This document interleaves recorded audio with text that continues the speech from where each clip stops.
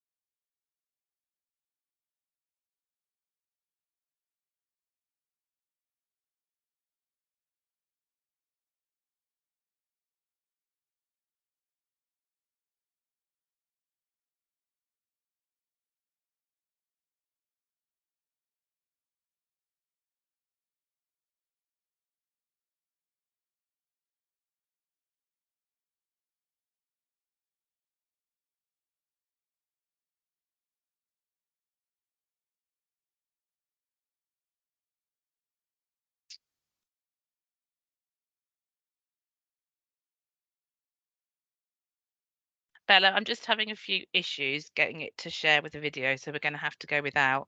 Can you just tell me if you can see the presentation in a second? Yeah, that's fine.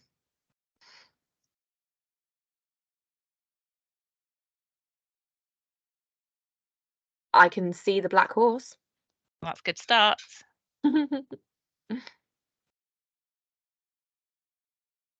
And you can see that next slide, presumably? I can, yeah. Okay, I'm just going to, can you record for me? Because Yeah. I now can't get back to where I want to get to for some reason. Oh, it says it's already recording. I was trying to be clever. I may well have set it to automatically record. It's already recording because it's offering me to stop recording. Good, fine. But now I can see two screens. I thought that might happen.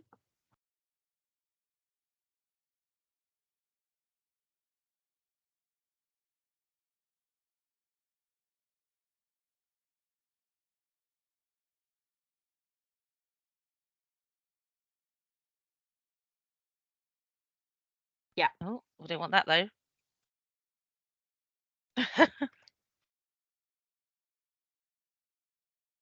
Okay. Okay, is that better? Yeah. Okay. Well, I will start because we are 4 minutes past 8, so apologies for keeping everybody waiting. Welcome again to everybody. We are here this evening to talk about our winter feeding tips. It really does feel like we're sort of heading into autumnal weather and winter this last few days with some frosty mornings. My name's Isabel, and for those of you that have joined our webinars last year, you will have met me before. You may have met me out and about. I have my colleague Bella, very able colleague Bella joining me to man the chat. So if you do have any questions throughout the presentation, please feel free to use the chat, and Bella will answer them as we go along. There will be also time at the end of the presentation for any of your questions. If you're brave enough to come onto camera and to ask them out loud, then we will welcome that. Otherwise, please feel free to put them in the chat. As I said, my name is Isabel. I am one of the nutritional advisors at Spillers, and so you may see me around visiting yards or even have spoken to me on the care line. I've been with the business over 20 years, so I'm very passionate about nutrition and trying to translate the information and the research for fellow horse owners like myself. So we will get started. I just have to say we are recording if you didn't hear before. So this presentation is being recorded. If anybody has any concerns with that, then unfortunately, you let us know. But if you don't want to be heard, you'll probably have to leave the presentation. So it is going to be an interactive evening. I probably should say as well, I apologise if I start coughing. I've got one of these horrible autumn colds come on just today. So I have beside me lots of cough sweets, water, and Lemsips. So if I do start coughing, Bella may well jump in for me and help out. It is going to be an interactive evening. We use, if you've used our webinars before, you'll have used Slido before. It's really simple. Just go onto your computer, your browser, your phone, your iPad if you've got that next to you. Put slido.com into your internet browser and enter the code where it says join here. And then you'll be able to join in our polls and interactive sessions as we go through. So just a little bit of background behind the science, or the science behind spillers. Our science is provided by the Equine Studies Group, who are at the Waltham Pet Care Science Institute, based up in Melton Mowbray, and they are a leading scientific authority on pet nutrition and care. So they do actually have birds, fish, dogs, cats that they are doing lots of different research projects, not invasive science, but looking at welfare and the interactions with humans at that centre. But horses, unfortunately, aren't based there. So we still outsource a lot of our key research to institutes and universities around the world. Some of our key nutritional research areas at the moment are obesity, laminitis, and the senior horse or pony, which covers all of the aspects we're going to have to talk about tonight in terms of winter feeding. If you are interested in knowing a bit more about our science, then you can find that on our website, and there is a link there for you. So we go straight into our first poll just to get us started. So as I say, if you go onto your phone or onto your iPad or onto your computer, put in slido.com and then where it says join, use this code. We've got people already going on there, so it's working. And it's just a free type. What concerns you most about managing your horse in the winter? This is just to make sure that I cover off everything. I don't know why it's not showing. That's always the great technology. Oh, here we go. Here it comes. Just getting a little bit worried that it wasn't working. This just means that it helps me to cover what we want to, or what you're most interested in talking about. Getting enough forage, we're certainly going to cover that. Not getting fat, managing a good doer. And I'm not going to say fatty. Managing a good doer going into the winter, keeping weight on. Having done this job for a long while, at this time of year, probably 10 years ago, I spoke a lot about keeping weight on horses, but definitely the tide is turning slightly, and particularly with the kind of summer we've had, with all the horses, with a lot of grass being around, more and more horses I'm seeing are still carrying more than enough weight at the moment. And so actually trying to get them to lose weight is becoming more of the sort of the thing I'm talking about when I'm on yard. Still a couple of people typing, so I'll just let them carry on. Vitamins and minerals, that's interesting. Keeping warm. Thrush feet, wet weather plays havoc with horses' feet. And the Cushing's horse, of course. That's brilliant. Thank you all for taking part. That's really helpful. So I love these two slides because it really does dictate why it is so important to consider those changing seasons and the impact on our horses. Now, obviously, the picture on the left as we look at the screen is horses out in the wild, and most of us don't have the luxury of keeping horses like that, but the principle still stands the same. When horses are living or turned out and browsing, that is what they've evolved to do. They are browsing herbivores. When we put them into stables, like many of us have to do in the winter because we don't have the grazing, the land to allow us to keep them out 24/7, we do compromise their welfare and how they are evolved to live. Now, I'm not sitting here saying that we shouldn't ever stable our horses, because there are times where it's necessary, but we have to consider that compromise and the impact of putting them into a stable away from their friends, away from the ability to move around, and on how we manage that situation. How can we mimic the environment that they are evolved to live in, whilst keeping them safe in their stables. Of course, some older horses, some horses that lose weight, they wouldn't do well living out 24/7. So there are some horses that actually, being stabled is much better for their individual health and well-being. But that is something that we have to assess by knowing the individual horse. And actually, when we look at the stabling environment, making sure that we keep them occupied, making sure that we provide forage in a way that they are able to eat and to chew for as many hours as possible throughout the day, all of those things that we all know is good management. So this came up in the things that most worry people, the importance of forage. Now, most of the fiber in a horse's diet should be provided by forage. Forage is, it is absolutely essential. And if you've ever done any of your pony club exams or the BHS golden rules of feeding, you'll have heard the sort of figure of, you should feed at least 70% or at least 50% forage. Ultimately, the forage is the starting point of any horse's diet. We start there and then we add to it if and when required. It supports digestive health, keeps the hindgut healthy, keeps the mind healthy in the horse, so supports mental well-being. It provides energy. It's not just a filler, it's not just a bulker. Majority of the horse's energy provision in their diet, their calories, energy and calories being the same thing, is provided by forage. It provides central heating. The fermentation of forage or fiber actually helps keep the horse warm.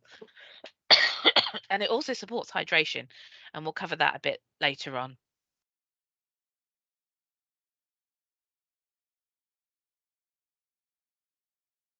So, what is fiber and why is it so fabulous? Well, it's a structural carbohydrate. And so again, when people say, "Oh, I can't feed my horse carbohydrates," well, that's simply not true, because fiber is a carbohydrate and a very important one to the horse. The fermentation of fiber in the large intestine, so what we often refer to as the hindgut, produces what we call volatile fatty acids, or VFAs, which you might have heard. Now, it's these VFAs which are a source of energy to the horse. Different types of fiber provide, or once fermented, deliver different amounts of volatile fatty acids. And so feeds in themselves may provide different types of fiber. And this is where choosing your fiber becomes so important, and choosing your forage, therefore. So we can have slowly fermentable fibers, or what we might think of as the more lignified type fibers, such as wheat feed, oat feed, and straw. And they will produce lower levels of energy, calories. And then you have your rapidly fermentable fibers, such as soya hulls and sugar beet, which again are going to provide more calories once fermented. As I said earlier, the fermentation of fiber acts as an internal hot water bottle. So often I would say to people, I would much rather keep a horse warm by feeding them as much fiber and forage as they will eat, so that they have the mental well-being effects of eating and forage, than put a rug on them. Because horses are designed to ferment fiber, and that internal hot water bottle, that internal fermentation, can really help keep them warm. Going back to the fact that I've said it provides calories and is essential for hind gut health, but low fiber diets can cause further problems. So a low fiber diet might contribute to weight loss, and that's so common in the older horse who may have dental issues. Loose droppings, again, common in the older horse, where you've got this horse who you're struggling to maintain its weight, but yet it's got very loose droppings. So often that can be rectified by just increasing the fiber in their diet. And of course, the classic symptoms of colic and tying up that we all know about. The other thing that we know about with different types of fiber and forage, so short chop fiber, for example, and forage, they can promote chewing. And we know that that's essential for supporting gastric health, helping to produce saliva, which then helps to neutralize the acid in the horse's stomach. And that's really important in supporting gastric health. And lastly, hydration. The reservoir of fluid in the hindgut is influenced by the type of fiber fed. So if there's been numerous studies on this, and so if we have a horse that has a really good fiber diet, and the fiber is acting in the hindgut as that reservoir for the fluid, that can help prevent dehydration in horses, even in competition horses.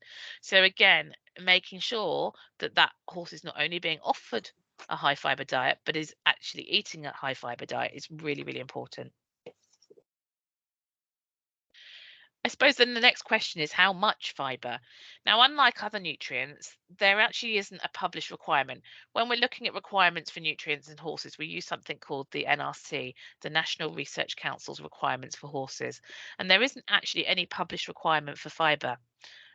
But back to all of what we've just spoken about in the last 4 or 5 slides, basing the diet on forage and therefore providing a high fiber diet should always be the priority. It should be, so when we look at forage, it should be provided at no less than 1.5% of current body weight per day. And so even if we've got horses that are losing weight, or we want to lose weight, should I say, it should be no less than 1.5 of their current body weight. Now, actually, that 1.5% is a dry matter basis. So that means when we've taken out the water for consideration, on a practical level, we're not going to do that. So to give you a really practical example of what that might mean, it would be around 9 kilos of hay for a 500 kilo horse as fed. So that's not taking the water out. And for those of you that want to do the maths and are probably doing it in your head, that you're thinking, well, that doesn't equate to 1.5. It doesn't. Again, the 1.5% is dry matter. So we have to take into account that all hay will have around 10 to 15% water. If we're using haylage, we'll have to feed, we should feed more haylage because it's wetter. Usually haylage will have a moisture content of somewhere between 25 and 30%. So we have to take into account that with that amount of water in that haylage, it's got less fiber. So we have to feed more of it to ensure we're not restricting the fiber in the horse's diet. Again, for those of you that are wanting to make your maths easier, what I will often do on a yard is say that because I don't know what their water content of the hay is that I'm faced with, or even the haylage, I will work out their ration on 1.8% because that takes into account the 20% water that we often see. So that's an easy way of working out how much forage you should be providing your horse. If you work it out on 1.8% of their current body weight per day, that's including your grazing. So if they have access to grass, we have to consider that as part of it. That's sometimes an easier way of actually assessing how much your horse needs. But of course, if you're not having to put any restrictions in place, if you've got a poor doer or a horse that actually struggles to maintain their weight, provide as much forage as they will eat. Again, if they're prone to weight gain, that's something that we might have to restrict, but otherwise provide as much as they will eat. So then we come to choose, well, which forage should we have? Grass, hay, haylage, a short chop chaff, and maybe even a mash, which I don't have a picture of here. And this will all depend on your individual horse. Each of these forage types have different benefits. Grass, obviously, we all talk about Dr. Green, but as we go into the winter, there's not so much of that around. And so it's more like Dr. Mud, which I know there's some beauty salons that sell mud packs, but I can't say that it does wonders for my horses. But the physical element of the horse being out and mixing with others has a real benefit to their mental well-being. Hay is not just hay. There is so many different types of hay available now, from Timothy high fiber hays to your meadow grasses to seed hays, and depending on what's available may affect your choices.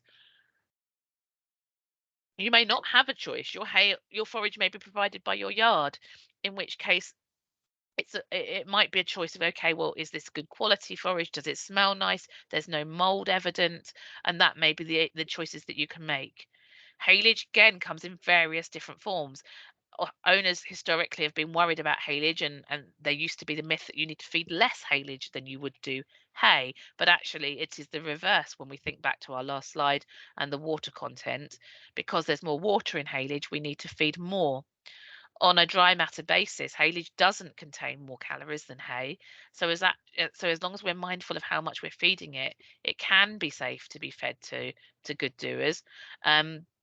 as long as I say, as long as we are careful in monitoring how much that horse eats, because haylage does tend to be more palatable and therefore can be eaten quicker without us realizing how much they've actually consumed. And short chop chaffs, if you've got a horse that can't manage hay, or you've got a situation where you can't control the quality and the calorific content of your hay, you might choose to use a short chop chaff as a partial hay replacer to give you a known calorie content in your forage, in your fiber content of the diet. I wanted to include this slide because the grass growth has everybody's talking about grass growth this year, and you only have to look at this. What this is a source of a website that's available to anybody called Grass Check GB, and they look at grass growth. Yes, on dairy, beef and sheep farms, but it is still a good indication of probably what our grass growth is, given many of our livery yards are on diversified farms. And you can see that both in all situations, the grass growth this year far exceeds the 4-year average. So we have got more grass around this year than we have seen over the last four years. Sort of the latest conversations is that it could be as much as 40% more. And more interesting, or perhaps as interesting, was they will also look at what the energy levels of the grass was last week. People often talk at this time of the year about the grass dying off, or the grass having not as much in it now, and it's not as good a quality. And actually, from the analysis that's been done, the approximate level of energy, remember energy and calories are the same thing, in grazing last week was around 10.4 megajoules per kilogram. That's how we measure energy in horses, and that is equivalent to the same to a kilogram of Spiller's cool mix. Now, when you think that horses are out 8 hours, 6 maybe, but could be 12 even still now, with if it's dry, and they could be consuming on occasion sometimes 3 times, 4 times their appetite. That's an awful lot of calories they're consuming from the grass. So just to help show how important it is to consider the calorie content of your forage, I've shown here on this slide 3 hays, all of which have been analysed, and what's presented is in the dry matter. And I've tried to do it in a really practical way. So I've shown you 10 kilos of hay. These hays were all analysed in September this year, hay 1, 2, and 3. And this is the top number is the daily requirement. So based on that NRC, which I mentioned earlier, the National Research Council's requirement for horses, how much energy they say a horse needs in light work. So that's 84 megajoules. You can see that all of those 3 hays far exceeded, and that was just 10 kilos of hay, which is many of us are feeding more than that, and feeding perhaps that alongside grass, but that just 10 kilos of hay far exceeded their energy requirement, their calorie requirement. So we know that forage can meet, in most cases, energy requirements. But what about vitamins and minerals? The key here is that forage is unlikely to provide a balanced diet. So again, on our top row, we've got the NRC requirements for the same size horse, a 500 kilo horse, which we tend to say is your sort of 15-hand horse, of copper, zinc, selenium, and vitamin E. Those are the 4 sort of key ones that we look at when we're looking at forage. And we have these 2 hays again. They're different hays from the previous slide, and the vitamin E levels are what we would typically see, although they can be much, much lower. You can see again that we cannot meet the requirements, vitamin and mineral requirements, vitamin E, copper, zinc, selenium, of this horse in light work from our forage alone. So we all appreciate a balanced diet is essential for horses, and the only way to achieve that is to supplement the forage with a balancer, vitamin and mineral supplement, or a compound feed. So it's really important that even if our forage, and as we've just seen, in most cases our forage can provide the amount of calories a horse needs, we still need to balance that diet. So does your horse need a change of diet? If you've been doing really well over the summer, your horse looks in great condition, you know he's on a balanced ration, do you need to change the diet? Well, the first way to identify that is to conduct a body condition score. Now, we use a body condition scoring method of what we call the 1 to 9. And there are different methods. You might have come across a 1 to 5 method. The 1 to 9 has been more closely correlated with fat deposition and involves looking at 6 different areas of the horse's body and scoring each of those areas on that scale of 1 to 9, and then providing an average overall score. 1 being thin, 9 being fat, 5 being perfect. Anywhere between a 4 and a 6 is considered okay. So we'll touch on this as we move further into the presentation. But fundamentally, horses are designed to put on weight in the summer and then lose it in the winter. So where we can, if we can mimic that situation, we can help manage them more easily. If we have a competition horse, we might not want significant changes in body weight because that could affect their performance. But in the average horse in light work, just hacking over the winter, actually losing that weight so they go into the spring at a slightly leaner body condition score, or equally for the poor doer going into the winter with a slightly greater body condition score can be beneficial. We also have a tool on our website. Oh, I should say the body condition scoring in more detail is available on our website and can talk you through it. There's also some videos that can show you how to sort of apply this to your own horses. There is also a body condition indexing tool. Now, this is quite a new tool, the tool itself actually has been around for a while, but we've recently done some further research on this body condition index tool to make it more perhaps user friendly and to validate it. And essentially, it's a more objective measurement again of body condition. It involves measuring the horse in the key areas you can see on the right there, so around the belly girth, around the heart girth, around the neck, and also the height. With those numbers, it goes into sort of a sort of swanky calculator on our website, and it'll throw you out a number. And that number, basically, very similar to where we are with BMI in humans. If you're above 15, then your horse potentially is overweight, and below, you're in a good body condition. And so that can be a useful if you're sort of if you've got the weigh tapes or tape measures and you're tracking your horse diligently, that can be another useful tool to help you monitor your horse. Weigh tapes obviously can help you can see whether your horse is going up or down. Um, Remember, with a weigh tape, you need to make sure you use it at the same time of day, and you ideally use the same tape and ideally use the same person to use that tape. Also take into account when a horse gets nice and fluffy, as they start to do at this time of year, the thick winter coat may mean you have to pull that tape slightly tighter to get a true reading. But if used in the same way and correctly, it can be a good indication if the horse is going up or down. And of course, a weighbridge can do the same thing. But remember, with a weighbridge, a horse can fluctuate in weight, in kilos, quite a lot, um, just by what they've eaten on that day, the work they've done. So if you ever do have the weighbridge out and the sort of the situation your horse is in when it's being weighed on that day could mean that their weight could fluctuate by 20 or 30 kilos, but yet they still body condition score at the same amount.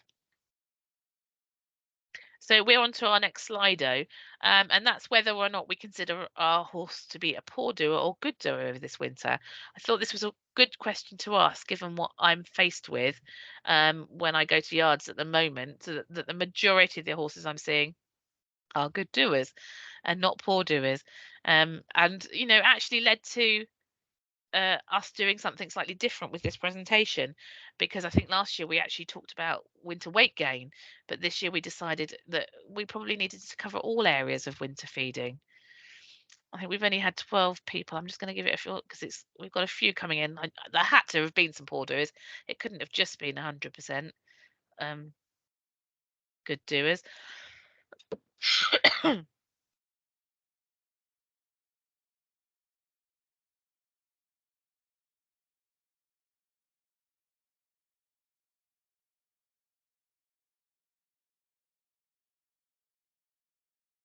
Just give A few more seconds. Just, I kind of want the poor doers to even up a little bit, because I know they are out there.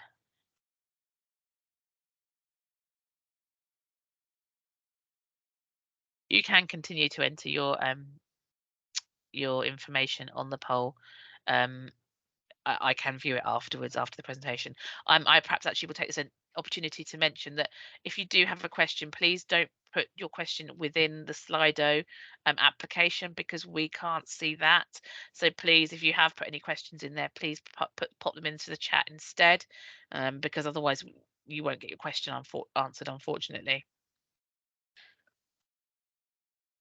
Yeah, so we're evening up a little bit now, but it still is very interesting that I really feel that if I asked this question 10 years ago, it would have been probably more 50-50. And now actually, whether it's the facet of what we've got this year with the grass, or whether it's just the way our horses are changing, our much better management, good rugs, good worming, and all those kind of things, we are much more heading towards a greater population of good doers than poor doers. So I suppose the biggest thing is to say, be prepared. Plan your horse's winter regime. I know that seems a little bit why do we want to be doing that when we have got a lot of other things to think about? But it really can make a difference. So think about your horse's turnout. Perhaps start managing it now, so that you have, if you can, if you're on a yard that allows you to, so that you have turnout that you can use all year round. Don't be tempted to buy those extra rugs. Bella will be laughing now, because she put a picture on her social media channels only last night of how many rugs she's got.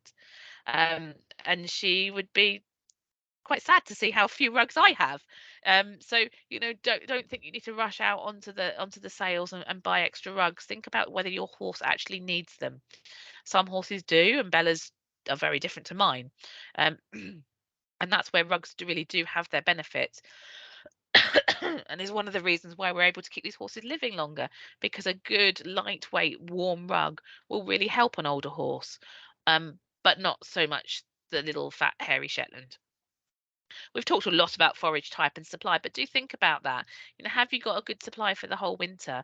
Can you buy in all your hay before the winter, so that you, in an ideal world, have it all from the same field, the same farmer? Changes in forage, from one hay supply to another, can increase the risks of digestive disturbances such as colic. So can we try and make our forage supply consistent? Can we make any adaptations to their grazing more gradual? The classic thing at this time of year, and I've probably had about 5 calls today who've said this, is, oh, well, this weekend we're moving to our winter fields, or this week we turn from nighttime turnout to daytime turnout, or this weekend we go from 24/7 to we have to bring them in. And that's a sudden change of diet when that occurs. And so can we think about making that, particularly in sensitive horses, when I say sensitive, I mean digestively sensitive, those that are prone to loose droppings or colics with change of diet, can we make that change more gradual? And can we consider the need to do that? Can we prevent weight loss in those poor doers before it starts? So those sort of 25% of people who've got the poor doer, we should be thinking about that now. Increase the feed in autumn if you can. Look to try and excuse me, achieve a body condition score of a 6 out of 9 at this time of year, to try and help provide a buffer to those poor doers, so that we're not playing catch up when the weight loss occurs. But for your good doers, do not underestimate the grass growth at this time of year. Again, I've shown you that slide.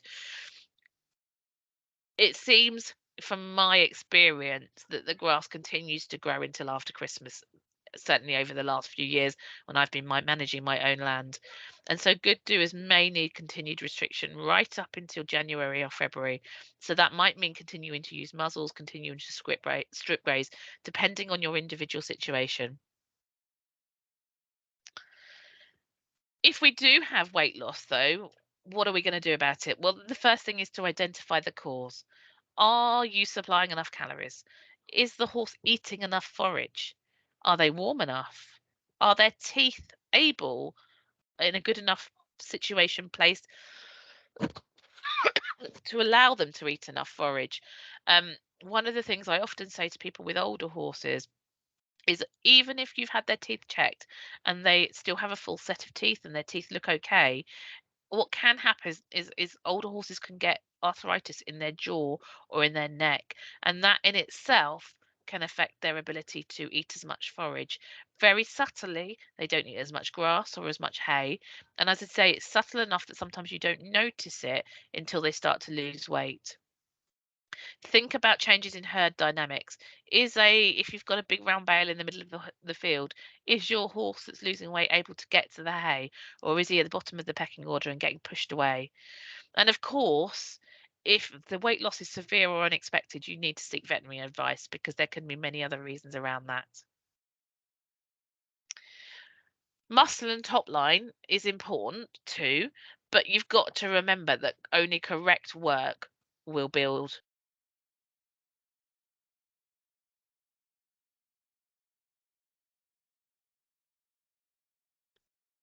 Sorry, my microphone decided to put itself on mute for some reason. Good job I noticed, otherwise I would have carried on talking and you wouldn't have heard me. So correct work is what builds muscle and top line. From a nutritional perspective, though, it's about providing appropriate amounts of a quality protein. So we're particularly looking at lysine in this situation. Lysine is one of the essential amino acids to the horse, and one of the most essential amino acids for tissue repair and muscle building. Now, we know that lysine in forage may be low, even if the actual amount of protein is not. So actually what we need to do is ensure our diet is providing a good level of and an appropriate amount, depending on the horse's work level, of lysine. And of course, maintain a healthy body condition score. There's no, if our horse is losing weight, we need to address that as well, because otherwise they won't be able to maintain the top line at the same time. Calories versus energy is a really, I always leave this slide in there. And again, those of you that have attended our webinars before will have seen this before, but I like to revisit it because it's often overlooked. In humans, we use the word calories. In horses, as I've mentioned previously, we use the word megajoules. Calories are simply a measurement of energy. So in the UK, in other countries, it's described differently, but in the UK, we use megajoules of digestible energy. What this means is that horses, hot-headed horses, excitable horses, can have high energy calorie feeds, but then the next step to that is to consider how we provide that energy. Because if you remember at the very start of this presentation, I talked about that forage can be a really good source of calories. Then how can we ensure with our poor doers that we can provide the right level of energy, but equally with our horses prone to conditions such as laminitis, gastric ulcers and tying up, how can we give them the high energy calorie feeds if they're required? So oil is the first one that we think of, and it is, of course, a calorie source. It's about 2.5 times higher in energy than cereal grains. So what that, again, in practice means is that we can get a lot of energy in for not a lot of volume. And that has its real benefits in horses that have limited appetites, or in those situations when we can only feed twice a day. Then feeding a third feed becomes unpractical. So 300 mils of oil, and that's just over a Coke can, provides about the same amount of energy as 1 kilo of oats. Often we get asked, and this might be a question that will pop up in the chat, is what oil do we use? Well, when we're looking at calories, all oils provide a similar amount of energy, and it's around 3.5 megajoules per 100 mils. As I say, a glug of oil, which is often what people refer to, is about 60 to 90 mils. A Coke can full about 275. The big thing about oil is make sure it's fresh and introduce it gradually. Introducing oil quickly, for example, adding in 100 mils straight off may make your horse turn its nose up at it if it's a new unique sort of smell and flavor. But equally, when oil, it can also make horses have loose droppings as they adapt to it. So it is really important to do so gradually. When oil goes rancid, when it gets warm, and if it's been left to stand around for some time, it smells quite nutty, which isn't that offensive to us as humans, but to horses it can really put them off their feed. And so it's really important to consider that when you're adding oil. We can generally add up to 100 mils per 100 kilograms body weight per day. So you can imagine 500 mils is quite a lot of oil. So we would obviously always advocate that that was spread over multiple feeds. But we do need to consider the base diet to ensure it provides enough vitamin E. And if we're adding extra oil, it may be that we'll need to add extra vitamin E depending on the base diet. It may be better if you're looking to add extra oil to help with the calories, to choose a feed that has already balanced the amount of oil in it with the level of vitamin E provided. Starch and sugar is the other thing that we have to consider when we're looking at the feeds that we can use for energy and calories. The thing to remember is that the largest contributor of sugar in the horse's or pony's diet is going to be forage. So even though forage can be a really good way of keeping weight on horses, it can also be very high in sugar, particularly grass. 6 kilos of hay, which is just 3 slices, can contain up to 800 grams of sugars. And that's simple sugars, and up to 1.8 kilograms of water-soluble carbohydrates. That's just different ways of looking at sugars, different types of sugar. So you've got fructan and simple sugars in water-soluble carbohydrate. The starch content of what I've called bucket feeds in the presentation, but your compound feeds can vary. But remember, cereal grains are high in starch. So if you've got a product that's got cereals in it that you can visibly see, that is going to be higher in starch than something that doesn't. If we choose fiber-based feeds that are low in starch and sugar, that can be really beneficial to those prone to excitability or getting a bit hot-headed in the winter. And it can also be the best way to help support our horses who are prone to things like laminitis or PPID, Cushing's, gastric ulcers. So again, starch and sugar is not the evil that some people might think, but it does need to be managed in those situations where we have excitable horses or horses prone to sort of nutritionally related conditions. I'd just like to leave this slide to show you that when we're trying to achieve weight gain without excitability, we look for fiber and oil and we keep sugar and starch levels low. I haven't gone into hay replacers in too much detail here because we cover this more in our senior presentation, but hay replacers can come in many different forms: mashes, cubes, or chaffs. They can be full or they can be partial hay replacers. They can provide minimum forage rations. They can help top up forage in horses that are fussy forage eaters, or they can help replace forage in those that are struggling to eat them. You can use one product or a combination. The thing that we have to be really aware of when choosing our forage replacers is that we have to try and mimic that more browsing type behavior. We have to think about how do we extend the eating time? How do we not allow them to eat it all in one go? And if we're using a mash type product as a forage replacer, we need to consider the dry weight, so how much we feed before we soak it, because otherwise that could impact on the amount of fiber we're providing to the diet. So our last little poll, I'm hoping when you enter this into Slido, you'll get the opportunity to rank which one of these situations has more calories. And so you should be able to put 1 under, for example, if you thought the balancer had more calories, 2 if you thought the hay net came next, etc., etc. So I appreciate this might take you a little bit more time to look at, but hopefully this will allow you to rank which ones have the most calories in them.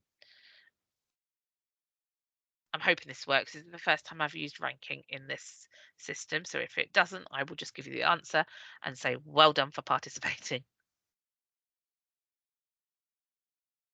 Look, it's worked and everybody's really clever.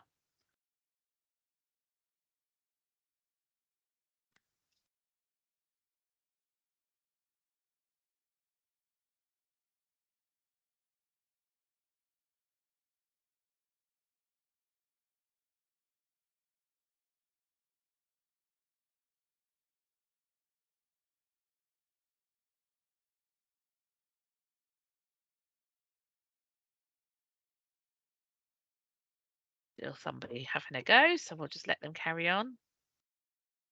But I do feel like most of you have probably been to our webinars before.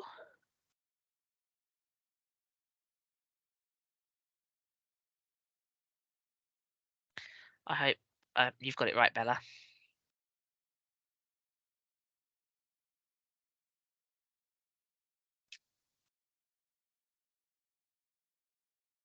Just a few more seconds. So absolutely, it wouldn't have taken much guesswork, I guess. Although, often people do get the hay net, for example, confused, but I did hope that you would get it right given what we've spoken about throughout this presentation. Grass obviously has the highest level of calories in it. A hay net, then yes, it's a great way of providing calories. Conditioning cubes next, happy hoof, and then your balancer. So if you do have a good doer, we can see there what we're going to need to start to restrict. This again is a really controversial area. Many times I'm faced with saying to horse owners on yards, well, let's perhaps take that rug off. He doesn't need little Sydney the Shetland doesn't need a big neck cover and a 250-gram rug. I'm even telling people at this time of year to start clipping their horses and let them be a little bit chillier, just so that they're burning calories for themselves. The key sort of fact on rugging or not rugging is know your own horse. There's so much talk about social media about when to rug, should I put a rug on? Make sure you base your rugging on how warm your horse feels, not how warm you feel. Because the thermoneutral zone for horses in mild climates, that's where we live, and with natural coats, is between 5 and 25 degrees. So what that means in simple English is that between 5 and 25 degrees, the horse can manage its body temperature without us interfering, as long as they're not clipped, etc. Now, wind, rain can all make changes in that, but where we have a dry still day, and lots of shelter, actually we don't need to interfere when the temperatures are between 5 and 25. Of course, though, rugging poor doers appropriately will help maintain their body weight, so they don't waste that energy keeping warm. And it goes without saying, basic good management, they should be removed regularly. Things like rain scald I've seen on the increase, and I don't think it's because horses are getting wet per se, but they're getting warm and sweaty under their rugs and causing skin conditions. There are more issues with over rugging horses than under rugging them. So it's really important to know your horse, and I would never be one to sit here and say that horse needs a rug or that one doesn't, because they are all different. But don't jump for your lovely thick neck covers, etc., without knowing whether your horse really does need it.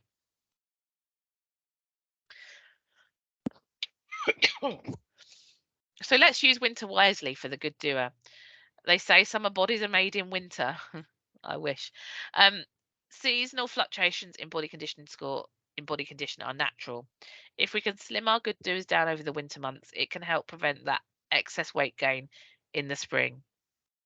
As we've said, most of these good doers will continue to maintain weight easily on forage alone. So we just need to think about the vitamins and minerals. Avoid over rugging. Consider soaking hay or replacing part of your forage ration with straw. Up to around 50% of the forage ration can be straw if soaking hay is becoming difficult because we have freezing temperatures. And again, having done that, it's not something that is easy when managing horses, but actually looking for a low calorie forage can be a good option if soaking becomes too difficult.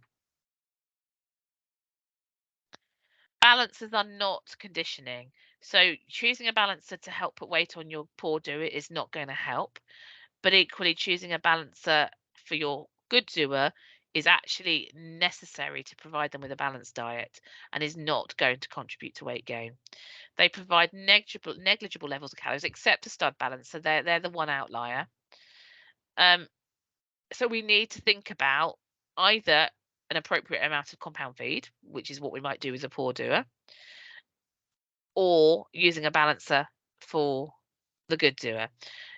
Some of the fiber feeds, so things like our Spiller's Speedy Mash and Speedy, they also do have vitamins and minerals in them. So they can be, and Spiller's Happy Hoof as well as a chaff, they can be considered as part of the ration depending on how you're feeding them.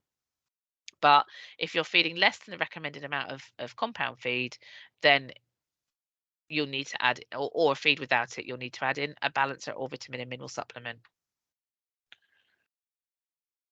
And I just I did decide, it was sort of a last minute thing, and I was thinking, actually, how do I really help people understand um the feeds that are available and how they work in different ways.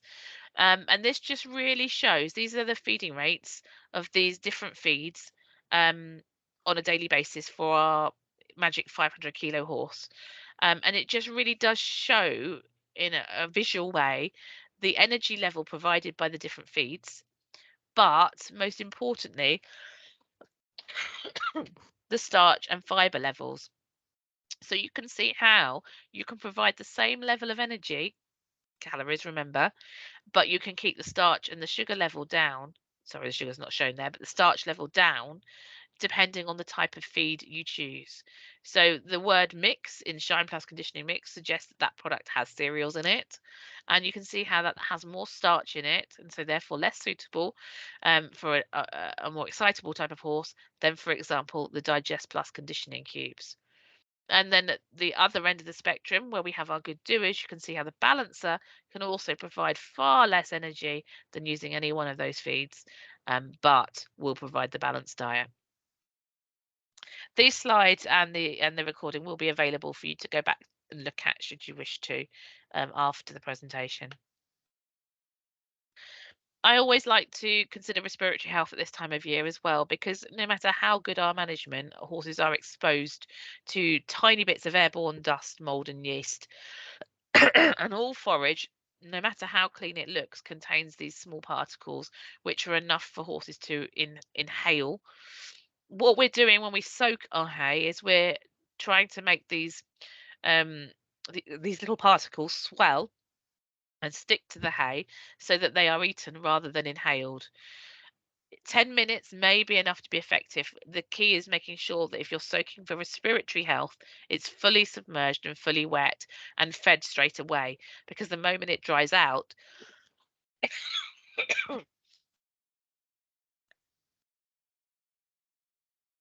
those respirable particles will come back, be present again, and could be inhaled. I think I probably need to have my hay steamed this evening. Steaming is very popular now. In a commercial steamer is the most effective way. There are different ones, but obviously Haygain is the most well known, and it's the most effective way of improving hygienic quality. And actually, you can steam straw as well. So if you're needing to use straw as a partial forage replacer to help keep the fibre into your horse's diet with low calories, you can steam it to improve its hygienic quality. Homemade steamers are not a great idea. I know that they are potentially more cost effective, but the evidence has shown that they can act as an incubator for bacteria rather than improve the hygienic quality of the forage, and that's because they just don't get hot enough. So homemade steamers are not a great idea. So just a little bit over on time, but I just have some take-home tips here. Forage is key, so choose it wisely. Don't just think about it as a bulker. I get very upset when I see people wasting hay. Every bit of that forage is key. Ensure your horse is consuming sufficient forage. So not just you offering it in a hay net, are they actually eating it? And in some cases that might mean weighing what you put in and weighing what you take out if there's some that gets left on the floor. Forage is very unlikely to provide a balanced diet, so we do need to ensure that we provide our vitamins and minerals. Excuse me. Hay replacers are essential for those unable to manage long fibre, and that might be a mash, that might be a short chop chaff, depending on your individual horse's situation. Choose feeds low in starch and sugar for those prone to clinical conditions, so things like laminitis, tying up, gastric ulcers, or even excitability. Balancers will not help with weight gain, but they are essential if we are using a forage-only diet or feeds without vitamins and minerals, speedy beet, fiber beet, that kind of thing.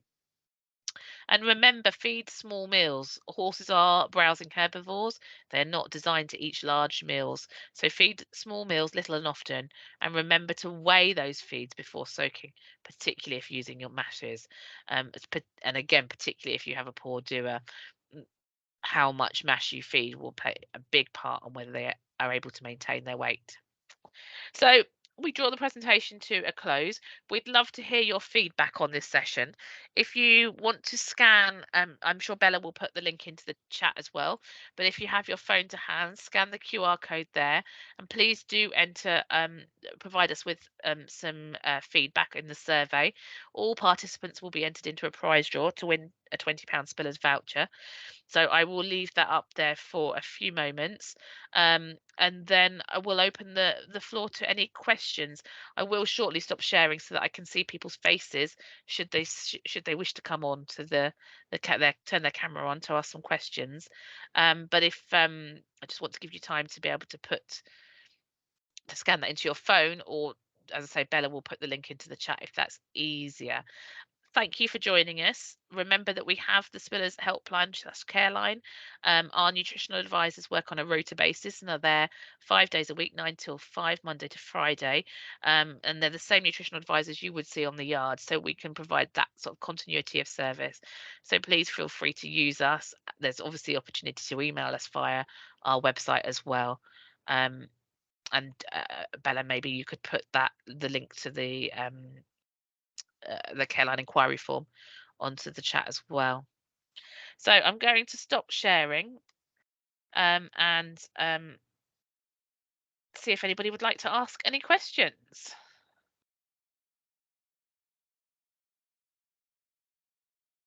Is there any questions in the chat, Bella, that we can answer?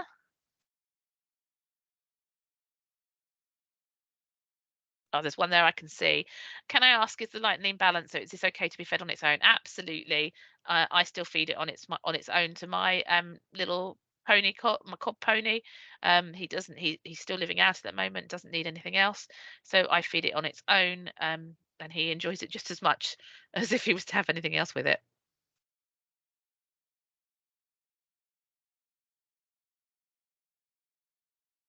Is there any other chat that I've missed, Bella, that you want to go back to? Oh, I was gonna say there's a question about how much to feed, but yeah. Look, loads of questions coming in now. Okay. 350. So basically the feeding rate of a balancer is 100 grams per 100 kilogram body weight. So roughly 350 grams for your pony. I don't actually understand this question that Jane has asked. If keeping horses out as much as possible, how can we know? Does she mean how much grass? How much compound feed to add? Yeah. So that again is based on horses' body weight. So a compound feed, the feeding rates are on the back of the bags. But as a guide, you'd be looking at, my brain's just gone, Bella. For a good doer or a poor doer? Just got for a compound feed, 500. Oh, well, 600 to 800 grams per 100 kilos of body weight. My brain was going, is it 500? No, it's not. Sorry, it's been a long day. 600 grams per 100 kilogram body weight. So roughly when we talk about this magic 15-hand horse, roughly 300. 3 kilos. Thanks, Bella. 3 kilos per day. Which in stub scoops of cubes would be 1.5 stub scoops a day. Or in chaff, about 6 stub scoops a day. Yeah. So obviously you'd choose to do some chaff and some cubes, otherwise you've got a lot of feed to get through. Next question is there a big difference between Daily Balancer and Light and Lean? I can answer this if you would like to have a brain rest, Isabel. Thank you. So Daily Balancer is what we like to call our no bells and whistles balancer product. So it is just vitamins and minerals with nothing else. The Light and Lean is more specifically formulated for horses on a weight loss diet. So it's got higher levels of vitamin E because that would be typically lost when you're soaking hay and restricting grass. And it's also got higher levels of lysine, which again, lysine is very low in UK forage. So it's got a slightly higher level to account for horses that are on the restricted forage. I can also answer the next question because it says, will there be a link to rewatch the presentation? Yes, there will.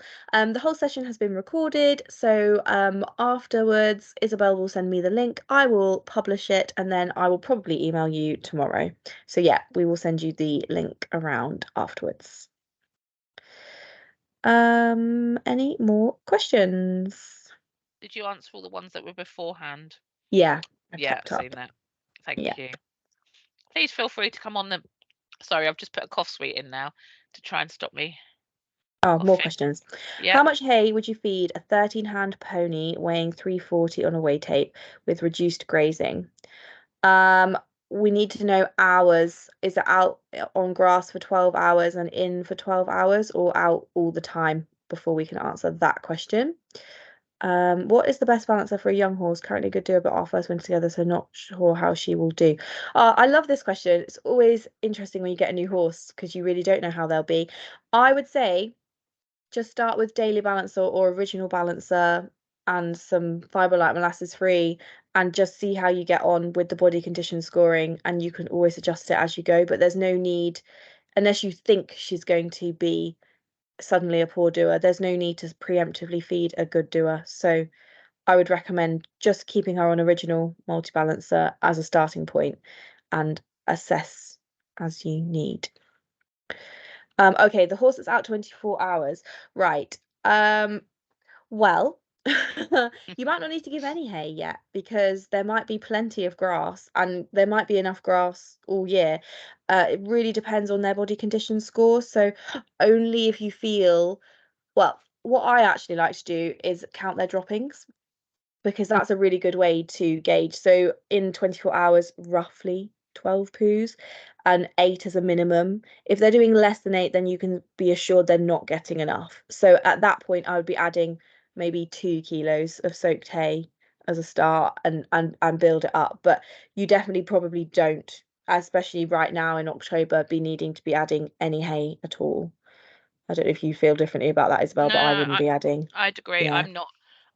I've got 2 horses, very different horses out on the same turnout, and I'm still restricting for the good doer. And then to allow me to do that, the one that needs a bit more is having hay during the day, and then they're out in the field without it. So it depends on the individual horse. That's the key. But like Bella says, counting the droppings, and I can see you've put 8 there. Again, it was only a 13 hand, wasn't it? So you know, that's okay. But if he's losing weight and the number of droppings become less, then it's probably a good indication that they do need to have some forage. And again, you know, think about the forage that you're adding. Some of these ponies, even if they've got plenty of grass, you put hay out there, they'll still eat it. And so you sort of have to take some control over it. But maybe you know, if you're thinking, oh my gosh, they're coming in and they're starving and they're ripping my arms off and they're biting the children, that's not something that we want to advocate. So you know, if that's happening, you maybe bring them in and give them a small hay net whilst you're brushing, grooming, tacking out whatever it is you need to do, and see if that's enough to sort of satisfy the behavior side of things without contributing to weight gain. Another with 2 questions. Leanna, you've asked about which feeds for gastric prone. Could you let us know if we're referring to a good doer or a poor doer, and then we can help. And then the question above is again the same question about how much hay. So as Isabel said, when you're working out the forage, you want to work it out on an as fed basis. So let's say the pony weighs 350 kilos. If we work that out as 1.8%, we'll be looking at 6 kilos of forage in a 24-hour period. So if you then subtract your 14 hours out of your 24 hours, you're looking at 2-3 kilos max for that pony. Probably more like 2. And don't forget, if you've got a really good doer, you can have some of that hay forage offering as straw as well. So always bear that in mind. Okay, Leanna, a poor doer, hot-headed, stressy TB. Got one of those. Just Bella, just before somebody Yeah. just before we lose it on the chat, because I know they're coming in. Yeah. somebody said about the 1.5% of the body weight of forage weighed and fed in kilograms. So Oh, yeah. again, back to what Bella just said, because we're working on an as fed basis, use 1.8% of your horse's body weight, and then you feed that in kilograms, but that is total daily appetite. So that includes their grazing. So do consider how much time they're spent out, and also what else you're feeding. If you're feeding 2 kilos of mash in that comes into that equation as well. Okay, so the ulcer prone, that's also a poor doer, we're looking for high fiber, high oil, low sugar and starch. I'd be looking at Alfalfa Pro Fiber. That's got the Beta Aegis approval mark, and you could feed that alongside Digest Plus conditioning cubes, which are also a low sugar and starch cube. They're also molasses free. And for a 500 kilo thoroughbred, I'd be looking at 1 stub scoop to 1.5 stub scoops of the cubes split between the 2 meals, with a stub scoop of Alpha Pro in each meal, as well as ad lib forage.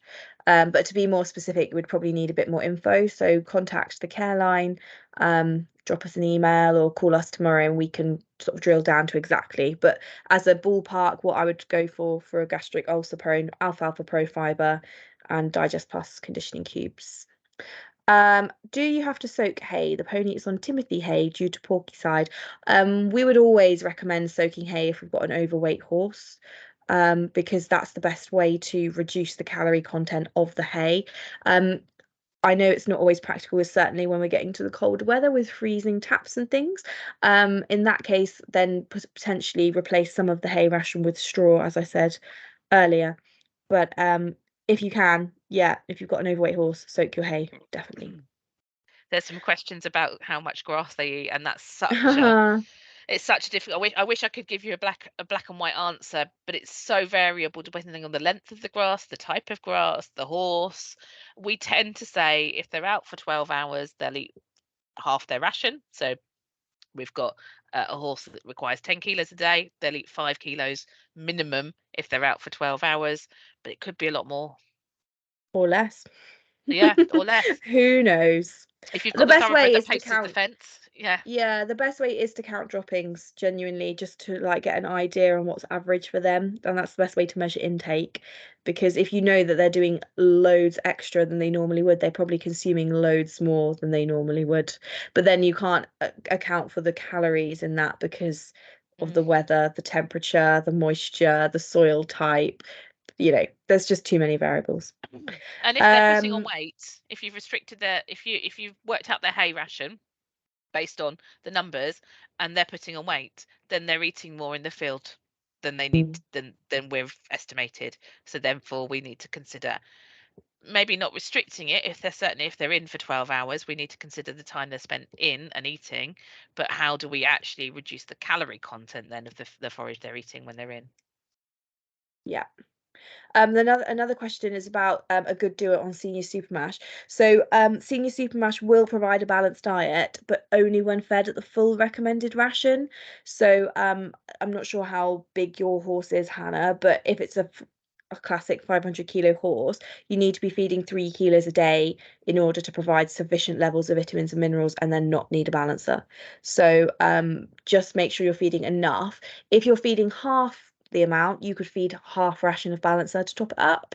But if you're only feeding a token, you know, a cup or whatever, then yeah, you'd probably be better off just swapping that to a balancer. And if you need it to be a mash, you can soak your balancer. It takes about 10 minutes in cold water. So Rachel has asked, is the equation written on the slides?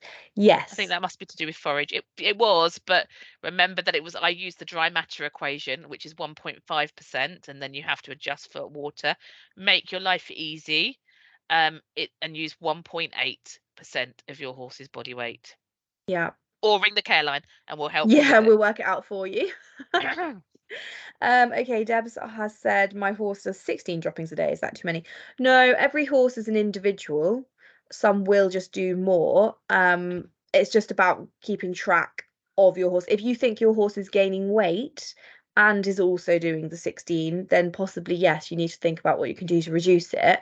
But if your horse always does that many and your horse is not significantly gaining weight, then no, that's fine. I mean, personally, my horses have just gone on to quite a mature length of grass, and they're definitely doing a significant more amount of droppings, but they're not necessarily gaining more weight. They're just eating a lot more of that stemmy fibery stuff, so they're producing more. But care line number, I'll write that in for I you. can do that one. I've done it. Oh, you did it ahead of me. Yeah, sorry. I can do that one. That's off the top of my head. But everyone that needs us, if you go to the contact us section on our website, there's also a nutritional inquiry form. So there's also that. If you don't have time to speak to us on the phone, you can just fill that in and someone will get back to you. I will just please bear in mind, if you do, we love talking to people on the care line, but as I said, we do work on a rota basis and there's not 10 of us sat in an office. So if we do miss your call, please, we'll call you back. We have an answering service, so you do speak to a person, and they will take your number and your email. And please just look out for us to call you back, because we'll call you back within the same day. It's just sometimes if we're on a call, we'll miss another call. Hay soaking. So again, hay soaking is another massively variable thing. Depends a lot on the temperature of the water and also the proportion of water to hay that you've got. But as a guide, in hot weather, we're saying 6 hours, and in cold weather, we're saying 12. Obviously, it has to be practical with what you can manage and achieve with your setup. But yeah, this time of year, 12 hours really. Any more questions? Did anybody want to come on camera? Nice to see your face, Tina. Thank you for coming on camera. Oh, I think she's still on mute.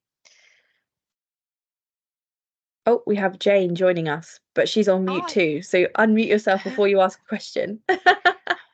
It wasn't a question, it was just to say this has been really fantastic, really interesting, and loads of information, and just thank you so much. Oh, Thank you for joining. That's lovely to hear.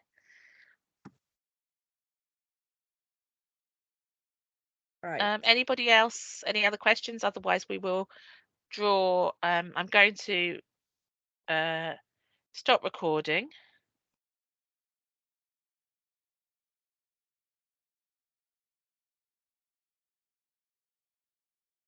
But if we can